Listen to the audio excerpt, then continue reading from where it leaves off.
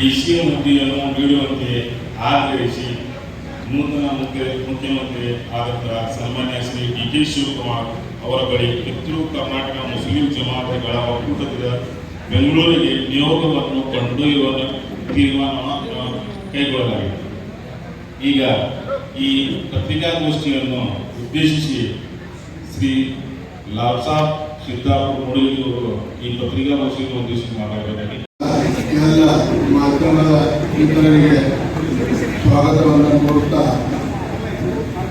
ನಮ್ಮ ಕರ್ನಾಟಕದ ನಾಳಿನ ದಿನವನ್ನು ಸುದಿನ ಅಂತ ಭಾವಿಸುತ್ತಾ, ನಾಳೆ ನಮ್ಮ ಕರ್ನಾಟಕದ ಹೊಸ ಮುಖ್ಯಮಂತ್ರಿಯಾಗಿ DK ಶಿವಕುಮಾರ್ ಅವರು ಪದಗ್ರಹಣವನ್ನು ಮಾಡಲಿಕ್ಕಿದ್ದಾರೆ. ಅವರಿಗೆ ಶುಭವಾಗಲಿ ಎಂದು ಎಲ್ಲ ಮುಸ್ಲಿಂ ಜಮಾತದಿಂದ ಹಾರೈಸಿ ಹಾಗೂ ಕಿತ್ತೂರು ಕರ್ನಾಟಕ ವಿಭಾಗದ ಮುಸ್ಲಿಂ ಜಮಾತದಿಂದ ಹಾರೈಸಿ, ಅದೇ ರೀತಿ ಕರ್ನಾಟಕದ ಎಲ್ಲ ಮುಸ್ಲಿಂ ಬಾಂಧವರಿಂದ ಅವರ ಮುಖ್ಯಮಂತ್ರಿ ಸ್ಥಾನಕ್ಕೆ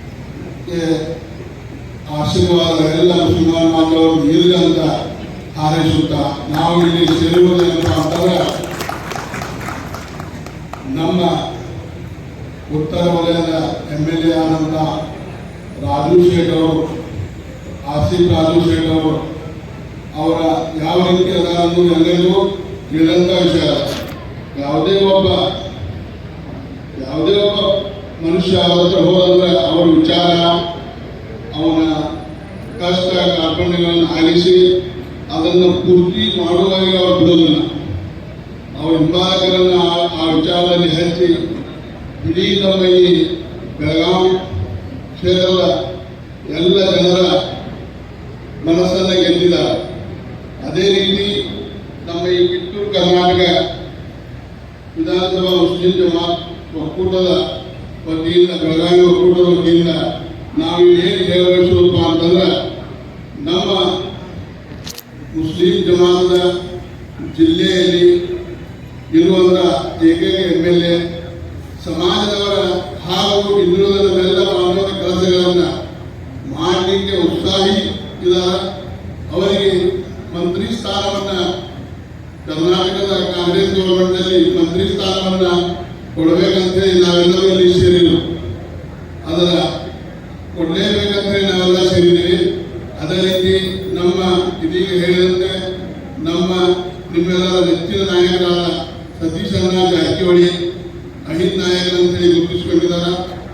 ಅವರಿಗೆ DCM ಸ್ಥಾನ ಕೊಟ್ಟು ಮತ್ತು KPCC ಹುದ್ದೆಯನ್ನು ಕೊಡಬೇಕಂತ ಅದು ನಮ್ಮ ಇದರಲ್ಲಿ ನಿರ್ಣಯ ಆಗಿದೆ.